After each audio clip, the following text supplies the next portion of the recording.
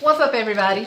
Thank you for clicking on the link. This is finally about to be my review of last Wednesday's episode of Underground, Season 2, Episode 7, entitled 28.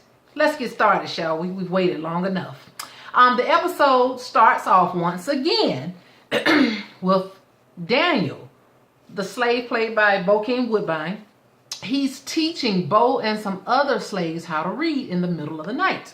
While they are trying to learn how to read, Daniel has told his daughter to keep a watch out in case anybody comes. Well, suddenly someone does show up. She sees lanterns off in the distance and she hears people riding up on horses, and she turns around and she says, "Daddy, somebody's coming." So immediately Daniel and the other people jump up and they start trying to hide their paper. But as soon as they go outside, they are pretty much bomb rushed or ambushed by these men on horses.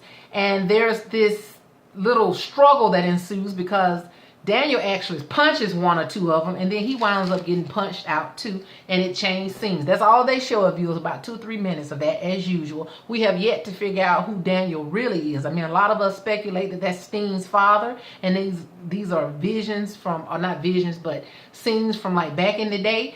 Or other people think that he is somehow connected to the regular script. But I mean, we got only like 2 or 3 episodes left, and we have not confirmed yet who this Daniel character is. So it's really becoming perplexing, and we are getting antsy about finding out who Daniel is. But anyway, moving right along.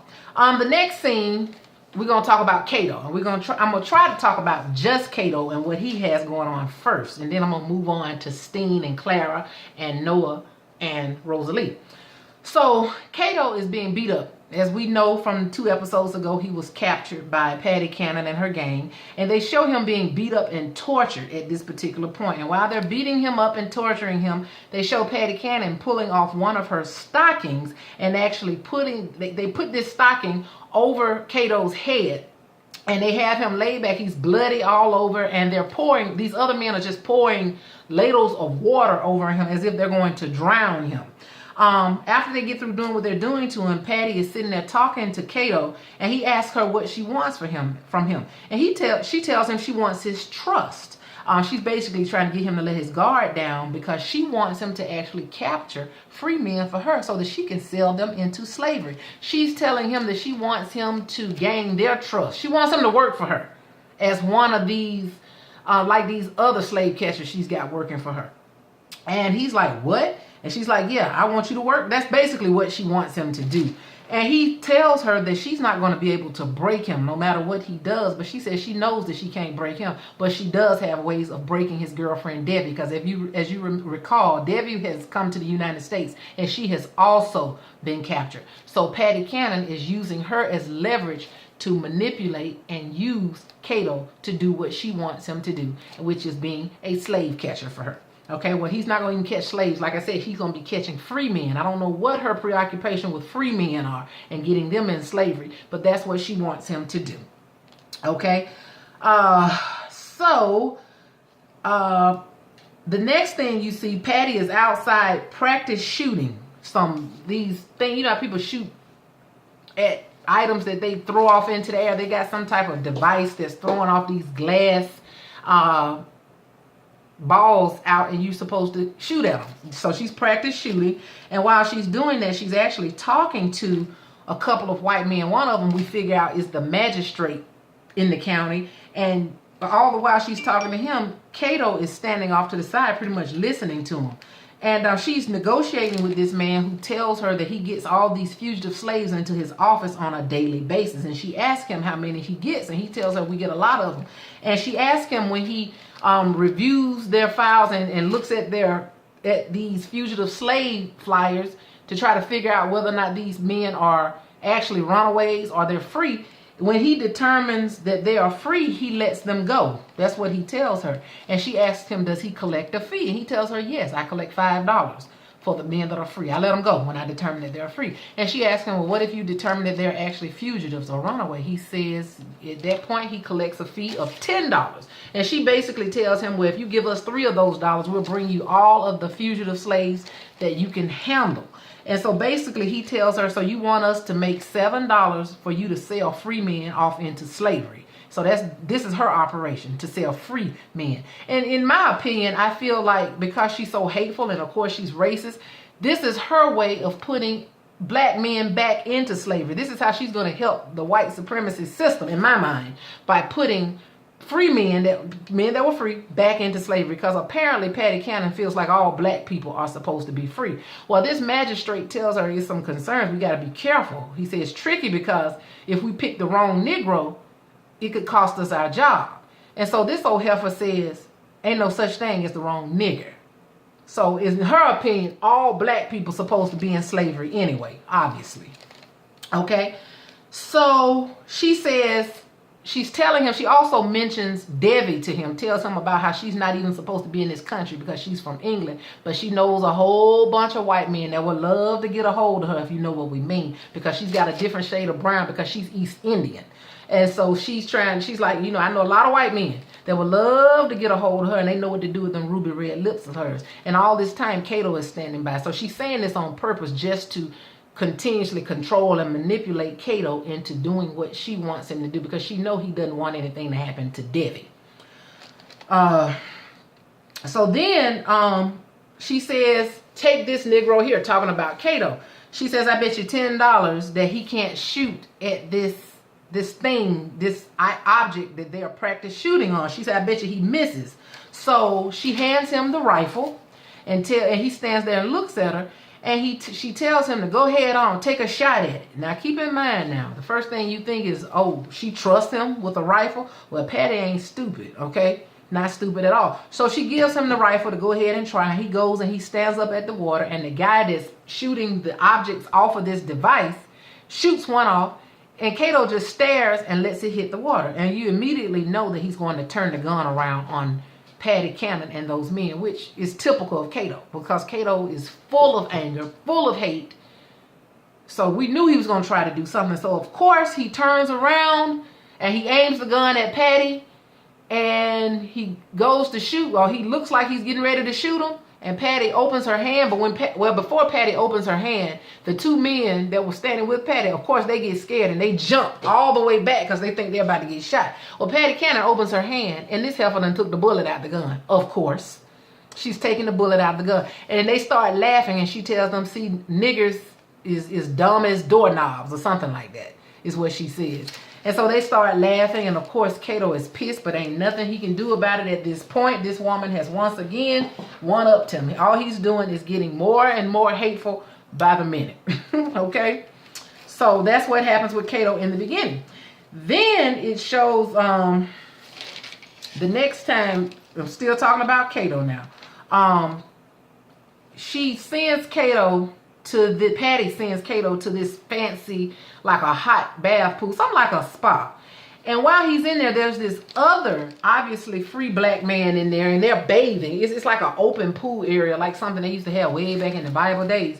And they sitting there and they soak in this hot bath water and everything around him is stone. And he's talking to him, having a very pleasant conversation with the man. And he figures out, or finds out, that the man is a shoe cobbler and that he's free, of course. And the more and more he talks to him, Cato asks him, he says, so you have no family? Because they're talking about whether or not each other have been married. They're basically getting to know each other. And he finds out that the man is not married, and he finds out the man has no children or family. So of course, Cato gets up, and once he asks him, or no, he makes the comment to him, he says, so you have no family, nobody that's gonna miss you and or look for you. And so he basically starts fighting the man. So they get into this struggle, fist fight. And Cato eventually picks up one of the hot rocks, a big rock, and busts the man in the head and knocks him out. This is how he has captured his first free man for Patty.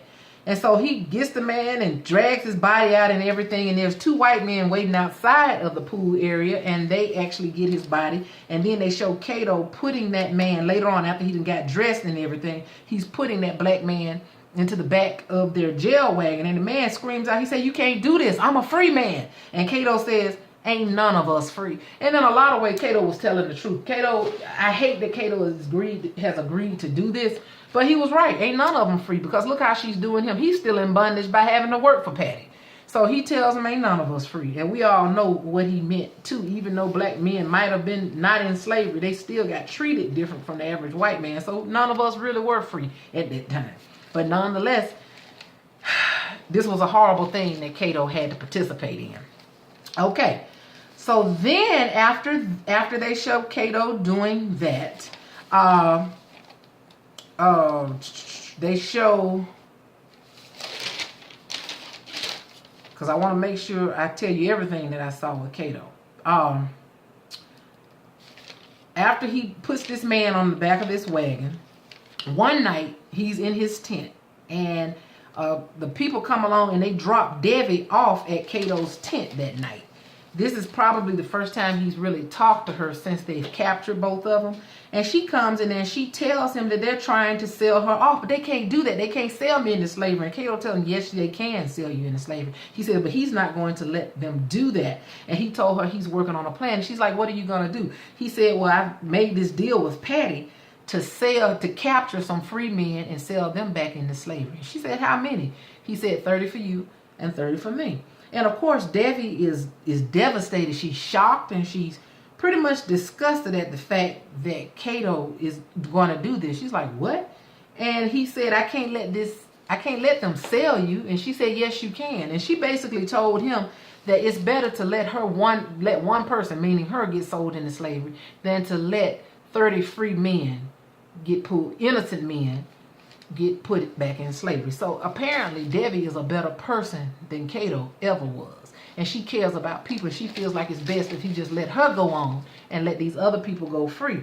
And so as she's talking to him, she said she was wondering why he bothered to come back to this horrible country called the United States. She said she couldn't understand why. She said at first she figured it was because, she really told him about herself. She said, at first I really thought it was because you needed an excuse to do the horrible things that you do. And then she said she realized that all of those bad things he was doing was because he was a bad man. He was just a bad man. And this makes Cato angry and it hurts his feeling, and he starts shedding tears. He starts crying about what she said. She just realized he wasn't no good. She couldn't understand why he didn't stay in England where he had freedom. Why would you come back over here anyway? She said, you're just a bad man. And so it goes off. So at this point, you know that Cato, when Cato gets hurt, he becomes bitter. And at this point, we don't know what he's going to do. But he's crying, okay? And they move on from him. They don't show him anymore until a little while later. They show him back at Patty's cabin. And as they're talking, they're standing outside, and she tells him that she's going to give him his own chapter in the book as the slave that captured 60 other slaves for his freedom. And he told her, no, the numbers change.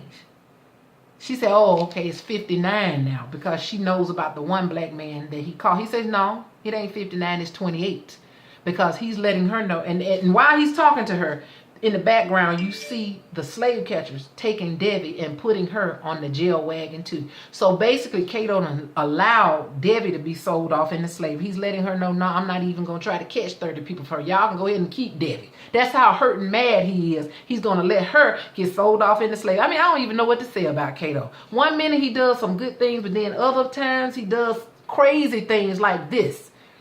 And I understand how he feels. He doesn't want to get sold off into slavery, but to allow 60 innocent free people to get captured when he ran away from the beginning and they were already legitimately free. I don't know about Cato. He's the man you love to hate on Underground. Love to hate him. He goes from good to bad, bad to worse. He even freed some black men not long ago, and now he's capturing those 60s. Like every good thing that he does, he comes back and he negates it with something evil. Okay, so he says no, it's gonna be 28 this time, because he done already caught 2, Debbie and the black shoe cobbler. So he ain't thinking about Debbie no more. He's letting her know. And then Patty gives this really almost like she's pleased look. But I'm telling y'all right now, I don't believe Patty. I don't trust Patty. She is not going to let Cato go. She was never planning on letting Cato go. Why would she? She's got no reason to let him go. Okay, so she's fooling him too. So his best bet would be to kill her and get away from her, or to try to escape, because she is not going to let him go anyway. Okay. All right, so that's pretty much the end of that. He has allowed Debbie to be sold off into slavery. I certainly do hope that Cato has a change of heart, and he, at some point, because he makes everything hard on himself. I cannot see him allowing those 30 men to actually stay in slavery like that. Hopefully, he's got a plan to go back and get Debbie and to also help those men that he's been capturing. Hopefully, he comes up with something before he gets too far into those 30 men that he has to capture, or that he has agreed to capture for her. I hope he has a change of heart. So that's what Cato is dealing with. He done lost his woman yet again. But you know what? It's hard. I feel bad for Debbie. She didn't know what she was getting herself into when she was coming over here to get her man. She had no idea what she was getting into. I hate she came to these United States and now she can't even get back home because she loved a man that was truly unlovable. And she kind of knew that before she came here. But for her sake, I hope she winds up getting out. Okay, now we got Steen and Clara. Steen has created a monster with Clara, telling her how to win the master's affections. Oh my God. The first thing they show in relation to Steen and Clara is that Clara she done made her way to the master's bedroom, of course. And she's in there, she's got on this beautiful white gown, her hair is all done up, and she's standing in the mirror taking her dress off, because obviously she's getting ready to have sex with him for the first time. So she gets in the bed with him and she does her thing. I mean, she gives it to him, honey. He ain't used to that. He in the background licking his lips while she getting ready to take her clothes off. So he know he in for a chocolate treat, honey. And so she does her thing. But while she's doing her thing, they start showing scenes from the other slaves out on the plantation. And what they're doing is the slave catchers, these overseers out there, because they've gotten rid of the other overseer. She didn't like him, so apparently she got rid of him. There's a new overseer in town, and he has gotten rid of all of the drug, that indigo, what they've been calling the devil's blood. He's gotten rid of all of it. They've taken it off the island. That's the reason why they had to get rid of the other overseer, because he was the one that was smuggling it onto the plantation and giving it to the slaves to keep them docile. But anyway, he's getting rid of them. They show him putting all the stuff on boats and they're taking it off the island, okay? And the man said that anybody he catches with a bottle of that indigo drug, they're going to be severely punished. And of course, the first person that they get for some reason is Hicks. They beating Hicks up, throwing him over into water, and I mean, they're really giving him a hard time. They're torturing him as well by beating him up. And then they put this metal cage thing over his head, which I've seen before in books and on movies. It's a thing that they put on slaves' head to keep them, they can't get comfortable with it. It goes around their head. They can't lay down. They have to sit up the whole time with this thing on their head. And it's got spikes on it that stick outward, so they can't try to get it off. It's locked. I mean, just inhumane, cruel and inhumane treatment. Stuff you wouldn't do to an animal, they were doing to Hicks, okay? So he is pretty much suffering. He's the first one. He's the first example that they're making for the rest of the slaves, okay? And all the other people, while they putting this thing on his head, all the other slaves, including Steen, is standing there watching in terror and fear. Now, they're getting rid of all his indigo now. So, you know, that's kind of bad for Steen at the moment because she can't get no more drugs. So she got to try to kick her habit. She's going to be, I'm sure, having withdrawals after that. Okay. So then the next thing they show, as far as they are concerned, is Steen is standing out on her porch one day. I mean, let me go back and tell you this. She's standing on her porch. Not go back, because I hadn't gotten to this yet, y'all. There's so much information going on. I have to remember at what point in the episode that I'm in. So Steen is standing out on her porch one day, and all the other slaves are standing around. I mean, and you begin to notice ain't nobody working. Everybody just freelancing, relaxed. Some of the other females are cooking and preparing food, and it's in the middle of the day. She's standing out, looking out, the wind blowing. I mean, I'm like, ain't nobody working. So while she's standing up there, Clara walks up to her. And it looks like Steen them got it made in the shade at this point, and you begin to see why. She said, ain't nobody been around here even look this way in a long time. And Clara told her that's because of her, because she told the master basically to leave them alone because of Clara. So Clara is doing some good things. She's making some changes. She's like that new office manager or that new director that comes into the office and makes changes. Well, that's what Clara is doing. Everything that she didn't like and that was unbecoming to her, she's dealing with it. She's getting rid of it, okay? So she's giving, because she's already promised Steen that she was going to help her get off the island if she helped her to get into the big house and do what she needed to do. So, like I said, she told her, I told the master to do this. He leaving them alone. She comes up to Steen and she says it's not enough anymore. She says she wants Hicks' blood, meaning she wants to kill him. She said him being punished is not enough for her. She tells Steen she wants her to make her a poison because she knows how to do those things. But Steen tells her, she says, what? She says, you don't want to go down that road of violence. You don't want to do that. I know, take it from me. She said, you don't want to do it. And so Clara's like, why you want to save Hicks for? Because she tells her she wants the poison for Hicks. She said, why for you want to save him? And Steen told her, you don't want to do this. You don't want to go down that darkness. Take it from me. I know. She says, why are you trying to save him? She said, I'm trying to save you is what I'm trying to do. And Steen tells Clara, she said, I can't let you do that. And Clara says just like this. She said, let me. You ain't my mama. You ain't my mama. And she starts threatening Steen. And she tells her, I done told the master to let you work on the mainland. She said, but I can tell him otherwise. She said, I don't need the master to do what I got to do. She said, I need you. You're going to help me get that poison. You're going to make it for me or else. Do you understand me? And so Steen says, I understand. She basically letting her know you're going to lose the privilege. If you don't do what I want you to do, you ain't getting off this island. So make me that poison or else. Okay, so one day, Clara and Massa is at the big house, and not all the slaves, but some of the slaves are at the big house too, and they are watching. Clara and Massa are standing there watching some of these slaves do a performance, do a dance for them. They're entertaining them, and the Massa is actually giving them money. So I'm telling you, they got it made in the shade with Clara sitting up there. So one of the slaves got on this colorful bird outfit. I mean, they really having a good time. It looked like something out of Mardi Gras, really. But while they're standing out there watching that, Steen is peeping from the inside of the big house. She peeping around the corner trying to see what's going on. Because we know Steen is always watching. She always 3 steps ahead of Clara. I don't care how smart Clara thinks she is. Steen is always a few steps ahead of her. So Clara's father comes up and he's standing off in the distance watching her. And Clara goes out to meet him. And she wants to see what's going on. The father comes up because he wants to see what's going on. So they start talking and everything. And he said he just wants to know if it's true what they are saying back on the plantation. All the slaves gossiping and talking about it. He said, he noticed that she has on this new brooch and everything. He's like, where you get that from? She said the master gave it to me for nothing. He just gave it to her. And he's like, for nothing, huh? And he says, I'm just wondering if what the slaves have been gossiping about, what they've been saying is true.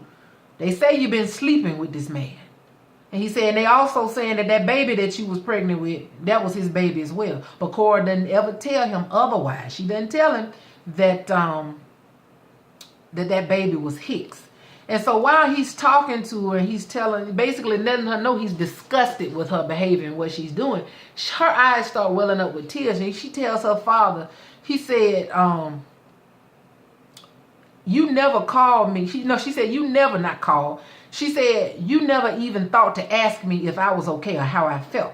All you was worried about was who the baby's daddy was, is what she tells her father. And then she told him, and she gets mad and hateful at this point. I'm telling that Clara something else. She tells him, you should be thanking me for getting rid of the devil's blood like you wanted me to, or that indigo drug. So he doesn't say anything. So they stand out there and they're arguing for a little while. And while she's arguing with her father, Steen has the opportunity to go up to the master and talk to him. And she tells him that Clara's about to do something she's going to regret. And she tells him that he needs to talk to Clara and tell Clara that just because bad things happen to you, that doesn't mean we have to be bad people. He tells her that Clara's got a lot going on with her. She got a lot of issues because she done been hurt. And he tries to find out what's going on with Clara. But like I said, Steen tells him just because bad things happen to us doesn't mean we have to be bad people. And she asked him if he loves her. He really doesn't know. So, yeah, he says he really doesn't know. Y'all excuse me, my phone is ringing. But anyway, he says he doesn't know. And she told him, if you think you love him, you need to tell her all of these things that I'm telling you. And he said, why can't you tell her? And she said, well, because she'll take it better from you. She's not going to listen to me. He says, why? Because you're the only one that's been good to her lately. So you need to tell her all of these things, okay? And so I guess he agrees to, because they don't show that anymore. They actually changed from that scene. So the next thing you see is Clara sitting up at the big house. And she's sitting in the sitting room, laid up on this white sofa, and she's waiting. She done invited, or she's sitting on this chair in like a sitting room, like a parlor area. And she done invited Steen to come to the big house. Clara real uppity at this point. And there's this young girl that comes along, and she offers Steen and Clara a drink. So Steen takes her drink, Clara takes her drink. And the girl looks over at Clara and she says, ma'am, have you seen Massa's 24 or his other bottle of liquor? And so Clara gets smart with the girl. She real nasty and uppity now. She's like, did you serve it to me? And the girl says, no. She says, well, I didn't drink it then. And the girl says, well, it's just that I can't find it. I hadn't seen it. And so she says, what does that have to do with me? I ain't got nothing to do with that. And so Steen interrupts and tells Clara, she says, the girl is asking because if something comes up missing, then she's going to be punished for it. It's going to be on her. And she don't want to get punished. And so Clara realizes, and she says, well, just tell him that I drink it. He won't care if I drink it. And so the girl says, okay. She says, now leave us now. And goes on. I'm telling you, that Clara's something else. Okay, Steen going to have to do her in. I'm telling you. She going to have to. Because this girl has gotten out of pocket. Steen done created this monster. Ugh. So anyway, Steen sits down and she starts talking to her. And basically the girl starts telling Steen that she should be proud of her. She says, I've done everything that you've taught me to do. And she says, I've done everything that you taught me to do. Well, before she got to that point, she asked Steen how she was feeling. And Steen says, I'm making do. I'm doing all right. She said, the only reason I asked because I know I got rid of that drug that y'all was taking on the island. So she figures that Steen is having a real hard time now that she's not able to sniff her drug. But she told her she's doing fine. She's surviving. So Clara starts bragging once again about how well she's doing. And she's basically bragging and telling her that she's doing better than Steen. And she says Steen should be proud of her because she's doing everything that she taught her how to do. And the whole time she's talking, Steen is looking like, oh my God, this heifer here. I cannot believe she's sitting up and acting like this. Steen is so disgusted with her and just so put out with her. You already know what Steen is thinking. She's like, Lord, what have I done? I'm telling you. So she said she's not serving the master. He's practically serving her. And so Steen tells, he said, yeah, he has been treating you a lot like the mistress lately. And so Steen tells her that this may feel like freedom to you, Clara, but it's not freedom. She said, ain't no good that come from their world, even if you sitting at the top of it. And so Clara's watching her and everything. And Clara tells her that, because Master done went riding on his horses. But Clara says to her, she says, Matthew is worried about war. She said, that's all he talk about is war. But she says he should be worried. And he should. She said he got some anger about it, but he ain't got it in him to kill a man. And that's when Steen asked her. He said, and you do? And so Clara looks at her real crazy. It's a real eerie moment at this point after she tells her about, and you do have it in you to kill a man. And so Clara tells Steen what Master told her. She said he told me that just because bad things happen to us don't mean we have to be bad people. And she said he also told her that he loved her. And she told her, she said, Steen, I know that you were the one that told him. I know those words came from you. And she said, I have you to thank for the fact that he told me that he loved me as well. And she said, after you told me after you was trying to protect Hicks, I knew those words came from you. So then after she says that, both of them turn their drinks up. Both of them drink all the liquor that's in their glass. And I noticed that while Clara is drinking her liquor, she cuts her eye over at Steen and she's looking down at Steen's glass. I thought about it. I said, did she do something to Steen's drink? Well, as she talks to her, the more she talks to her, you begin to realize that Clara tried to poison Steen. So while she's watching her and everything, Clara tells her, she says, you know, I've been thinking a lot about forgiveness lately. And she says, saying that you forgive somebody is just admitting that you ain't got no power against the wrong that they've done to you. She says, you can do nothing but forgive and forget. Maybe even kill yourself. And she was throwing shade at Steen at this point. And Steen looked at her real funny. And what she was saying to Steen at that point about killing yourself, she was comparing forgiveness to killing yourself. You ain't got no power either way. In other words, she was calling Steen weak. You're too weak to live, and you're too weak to not forgive. So she was throwing shots at Steen. And Steen realized that what she was doing, she calling me weak. That's what she was doing. And it's obvious that she's holding a grudge against Steen for helping Hicks to get rid of Clara's baby. So she's mad with Steen. And of course, if she wants Hicks' blood, it's obvious that she wants Steen's blood as well. She just never told Steen that she wanted her blood. So while she's talking to her, Steen starts apologizing to her. She says, I'm sorry about that. I'll take that guilt to my grave. And Clara jumps up mad. The devil comes over again, and she jumps up and she said, well, that's going to come sooner than you think. And she's extremely mad. So at this point, she's watching Steen. Steen is sitting there absorbing her drink and getting her feel on from her drink. And I guess Clara thought she was going to drop dead. But like I said, Steen ain't no fool. So Clara realizes that Steen didn't even give her any poison. So she gets up and tears are in her eyes and she says to her, that wasn't no poison that you gave me, was it? And Steen gets up and says to her, she says, I've made hundreds of cocktails for the master, for her old master. And she says, never did I ever think to put lemon water and thyme in it. Now, I don't know if she was telling her what the ingredients were to make poison, or if she told her that when she put the lemon water and thyme, that neutralized whatever it was she gave Clara. But she was letting her know, I ain't gonna let you kill me. And she pretty much told her, she said, you are old blood. I know you old blood for what happened to you, but you can't have mine. And she walked on off. And at this point, Clara is pissed off. You see the hate, and tears are in her eyes. She mad. She mad. And you just wondering, what in the world is Clara finna try next? So then they show you what Clara's gonna try next. I mean, she big mad at this point, okay? So they show her in the bed one night. They show her in the bed with the master. And she's talking to him, and she's telling him how low down, and what she's saying to him is, back at the big house, she said,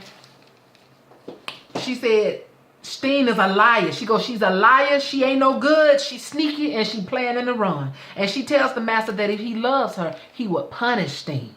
So the next thing you know, while she's talking to him, you see Steen gathering up her things, and she's also going into this cabinet, getting this bottle of something off of the cabinet. They show Steen negotiating with one of the men on the boat that's going to take her to the mainland, and she actually gives him that bottle. So I begin to connect the dots. The liquor that was missing in the house earlier that the young girl asked Clara about, that's the liquor. Steen stole it out of the big house. And she used it, apparently it's some really good liquor, and she gave it to one of the white men on the boat to get her off that island. So Steen is already working. I'm telling you, no matter what Clara thinks she's doing, Steen is already 3-4 steps ahead of her, okay? Because she knew Clara was evil and low down and dirty. And she knew that if she hated Hicks, she hated her too. So she was moving, baby. Steen was on that thing, okay?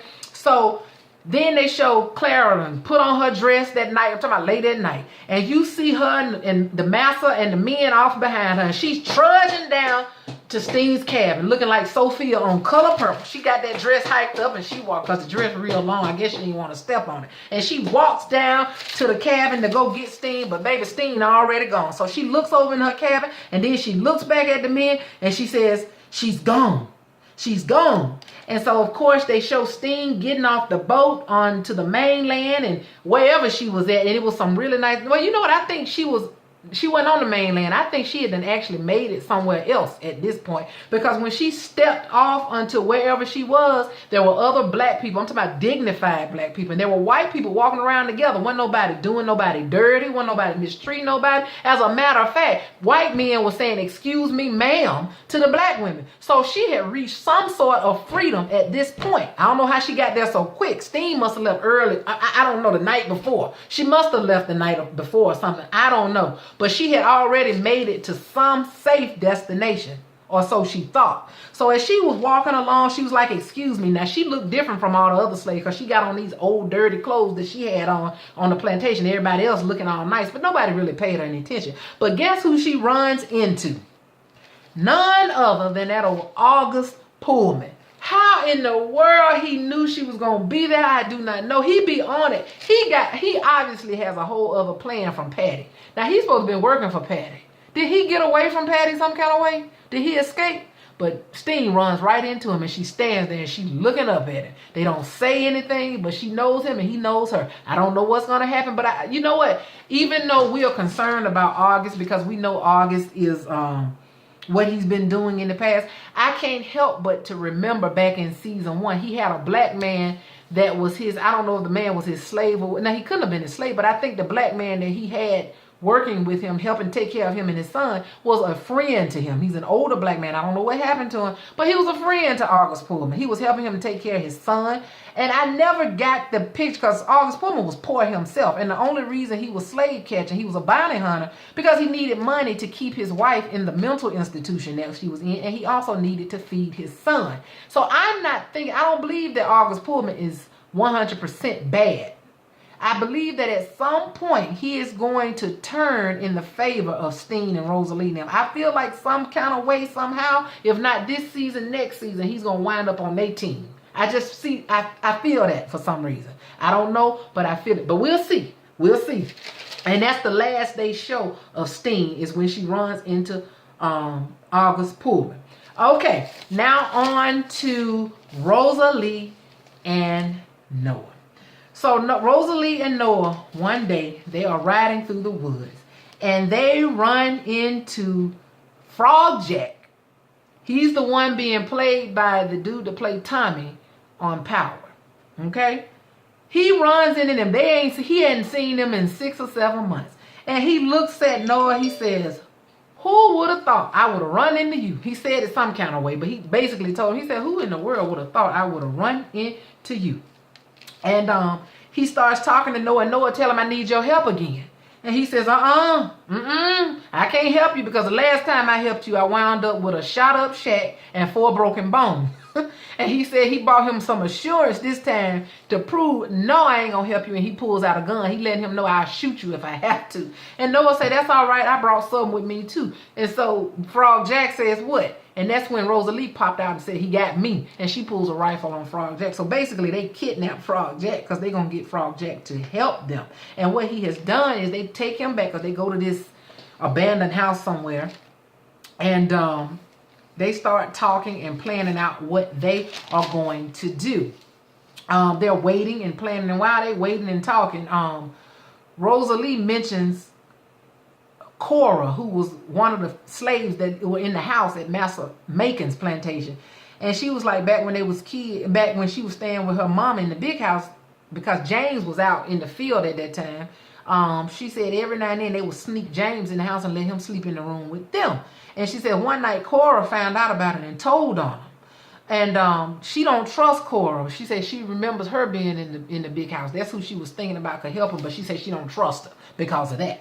And so all of a sudden, while they talking, they move over. The camera goes over to Frog Jack, and you see him sitting there tied up with a thing in his mouth. They done gagged him, but he can still talk a little bit. And he asked Rosalee a very good question, her and Noah. He says, "You run 600 miles to win your freedom, and you going back to the Macon plantation?" And he said, "But the hard part is how you gonna get back on Macon land." I mean, he talked to him like, "Y'all must be stupid." And Noah tells him, "But that's where you come in at." So the next thing you see is Noah and Rosalee hiding in a cornfield, and they're waiting for Steam, because she had told Noah, she said, my mama, she remembers her mama's daily routine. She said she usually comes out about such and such time of day. She comes to do whatever she's got to do, cleaning out something, and if we wait, we'll see her come out, and then we can tell her what the plan is. So they go and they wait in the cornfield, Rosalee and Noah. And while she's out there, let me go back. While they were in the cabin earlier, Rosalee was sitting there playing with the ring that Noah had given her. And he reached over to try to hold her, to try to comfort her. And she pulled away from him. Remember now, she's pregnant, and he don't know she's pregnant. And she don't want him to know she's pregnant. So she's pulling away because I think she's afraid that he's going to see that she's pregnant.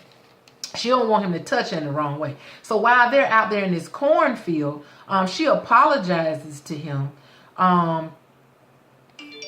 for brushing him off. She says, I'm sorry I'm so distant lately.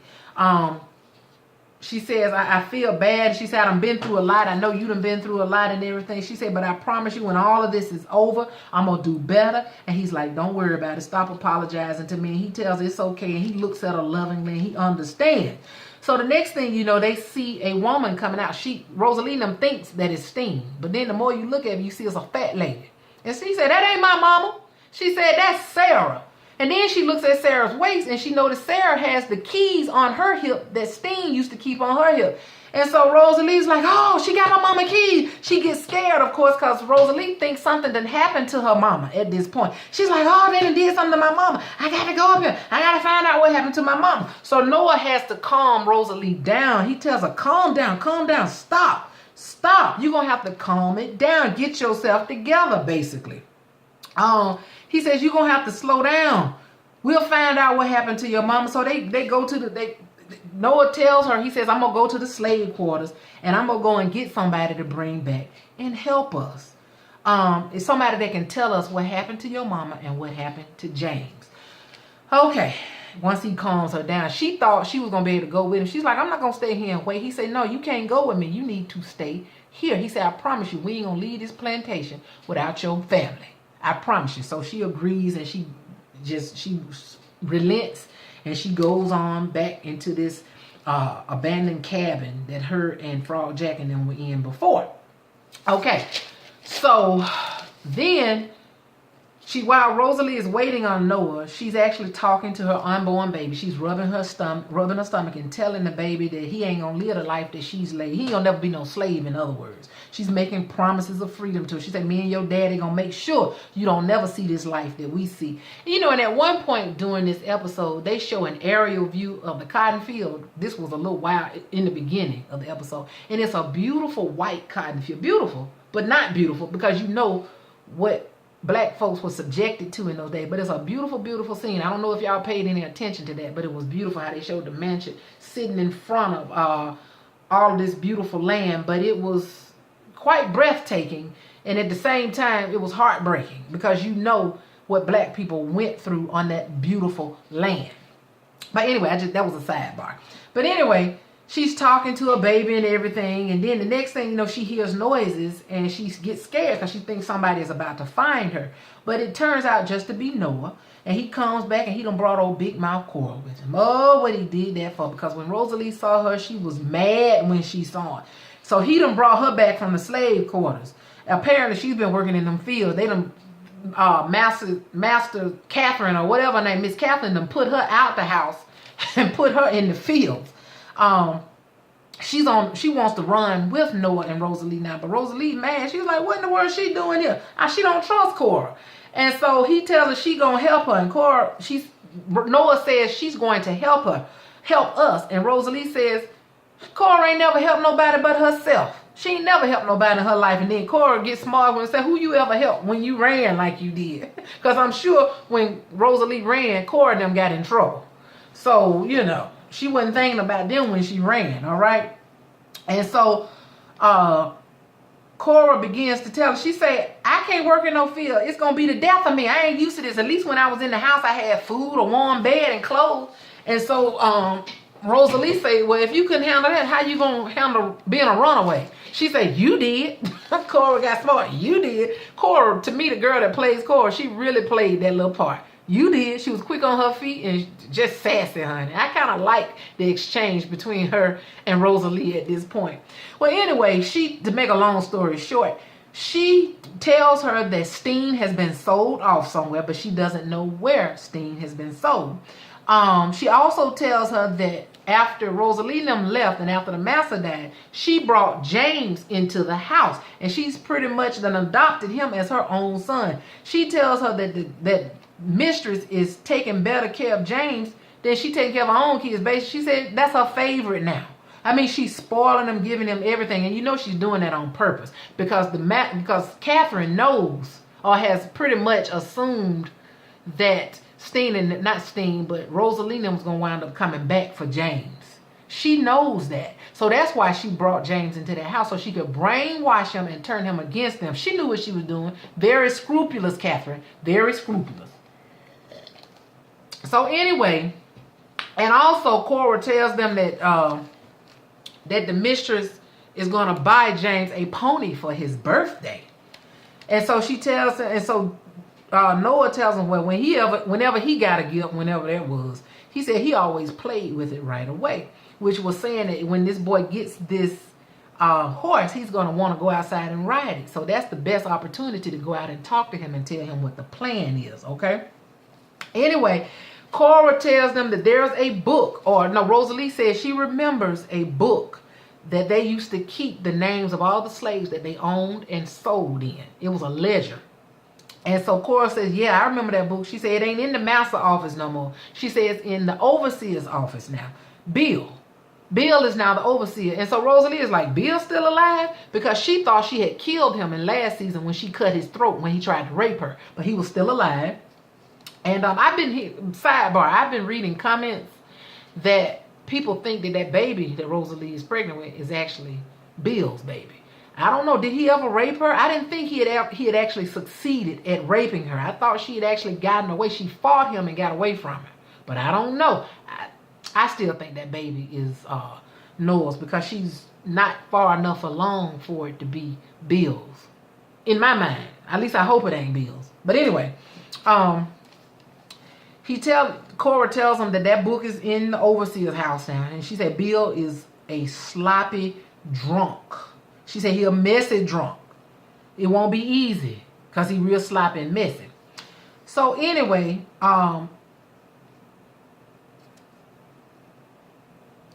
you realize that I realized in that moment that James ain't going nowhere. He got it too good.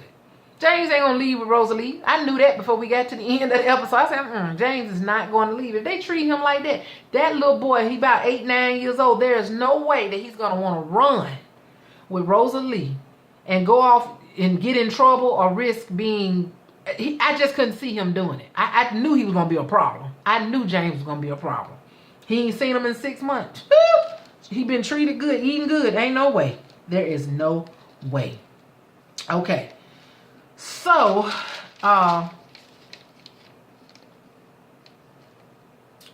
Rosa and Noah, they're standing there waiting. Cora has gone back to the big house to find out some information or to see if something she was supposed to be checking on concerning James. And Noah and Rosalee are still out there in the house waiting. And while they're waiting, they start talking. And she's talking to Noah about her worries, and he's talking to her, trying to console her and everything. And she goes into her bag and she pulls out a Christmas gift, because remember, it's close to Christmas at this time. She gives him a gift and he's like, what is it? And she says, open it up. So he opens it up and it is a pocket watch. And she said, yeah, that's one like the one you lost. He said, yeah, I lost it in the brush house back when he was trying to escape the first time. And so he tells her thank you, and she's smiling and everything. And he tells her, she said we got to wait on James. And she wants to sit up and wait when Cora comes back so she can hear what she's going to tell her about James. And he tells her, no, you go ahead and lay down and get you some sleep. He says, you ain't been to sleep since we've been running, and I'll sit up and I'll wait on Cora for you. And so she says thank you, and she lays down and she gets ready to go to sleep. And she tells him, she says, tell me about that house. Tell me a story. He said, about what? She said, tell me about that house you gonna build for me. And so I guess he tells her that, and that comforts her, and she goes to sleep. Okay. So after that, time done passed. It done got late at night. It's about midnight. So Rosalee wakes up and she's like, what time is it? And let me get to that part. She's like, what time is it? And he's like, it's after midnight or almost midnight. He's like, what? She gets word and she's like, what's going on? She's like, Cora should have been back. She's supposed to been back after dinner time, after supper time. And he said, maybe she got held up. He said, no, maybe somebody gonna get you. She done told on her. He said, well, ain't nobody came for us yet. And so Rosalee, at this point, she's ready to move. She's like, we gotta go. We got to go. And so Noah said, I ain't going nowhere till you tell me what the plan is. And so she tells him that she is going to sneak into the big house and get her brother, and that he, Noah, should go and get the ledger from Bill's house. And so Noah reluctantly tells her, he said, all right then, okay. And she told him to meet me at the stable when you get the ledger. In other words, she going to have James and he going to have the book, and they can get together and they can go. All right. So they go on off in their separate direction. So Bill getting pissy drunk. Oh, he getting drunk like he obviously does all the time. And he goes to the room. He stumbles over to the bed to lay down.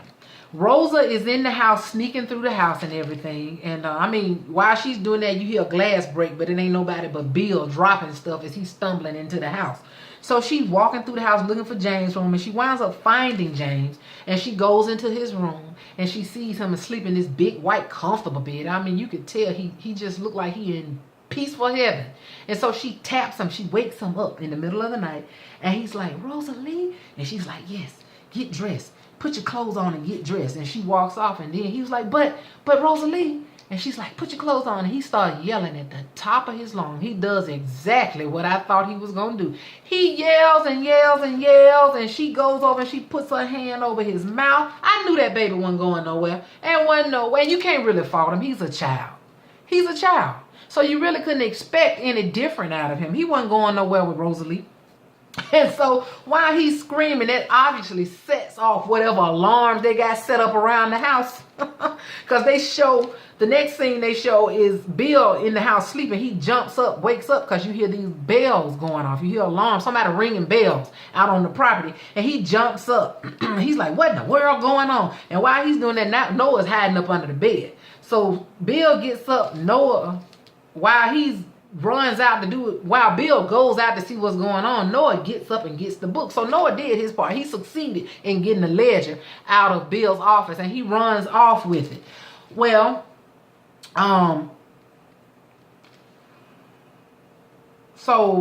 actually, Noah got the book before Bill woke up. While he was laid out drunk, before that bell went off, Noah actually stole the book, the ledger, from his room. All right. So when he gets up and he hears this alarm, he actually Bill catches Rosalee. And he's extremely happy. He said if he didn't believe in God before, he believed in it now, because his prayers been answered, honey, because he's been waiting to pay her back for what he did to her when she tried to kill him. So he thinks God is working in his favor at this point. So he done caught her. Noah wanders up to the stable. At this point, when Noah wanders to the stable where he was supposed to meet her at, he looks through a crack in the wall, and he sees Bill and another man holding Rosalee hostage. They're about to brand her. Noah got a gun. He getting ready to shoot. But Rosalee notices Noah. She sees him and she shakes her head and tells him no. And in a way, you're thinking, should he have shot him? But if you think about it, if he had shot them, Noah would wind up back in prison. So it's probably best that he didn't shoot them, but to try to get Rosalee another way, because he'd go back to jail. They'd kill him if he had killed them. So she did the right thing to tell him not to kill him at that point. So while she tries something different, she tells them that she's with child. She lets them see her stomach. Okay? And then when she shows him that she's with child, Noah, who did not know she was pregnant, this is how he finds out that Rosalee is pregnant. What a way to find out your woman is with child. So I know as much as he's devastated and he's afraid, I'm sure he's mad with her for keeping it from him. But he looks in and he sees her. He's like, oh my God. And she probably didn't want him to take a risk of shooting her and killing her too. So Bill is still talking trash. I can't wait to do this. This is what I've been waiting on. And the next thing you know, when she told him she was pregnant, he said that don't change nothing. It don't mean nothing. And so he decides to go ahead on and brand her anyway. So now, oh, she got this brand. You see him hitting her face with this R for runaway. I am so scared and nervous for Rosalee. OMG. Now the whole time I'm like, where's Frog Jack? You don't see him no more at this point. What happened to him? Where'd he go? Is he still tied up in the barn? Was he supposed to come back for? He probably they're still waiting on them to come back for him. Is what he was waiting on. But it is an awful shame what has happened to Rosalee. Rosalee did not listen to Harriet. Harriet told her that plan that she had sucked. She told her that was not the plan. She told her it was going to be dangerous. But Rosalee wanted to do what she wanted to do anyway. She had Noah. Really, when she found out that Steen was sold off and when she found out that James was in the big house, it was at that point that she should have left. She should have came up with another plan to come back and get James later. She had who she wanted, and that was Noah at that time. She should have waited to come back for James. She really should have waited. But no, she was determined, hell-bent on doing something else other than what Harriet told her to do. She gonna have to she should have waited and sent Harriet back to get James because she couldn't do it. Okay? So anyway, at this point, you see he brands her and you realize that, oh my God, they show, actually that's the end when he brands her. That is the end of the episode. They don't show you anything else at this point. Okay?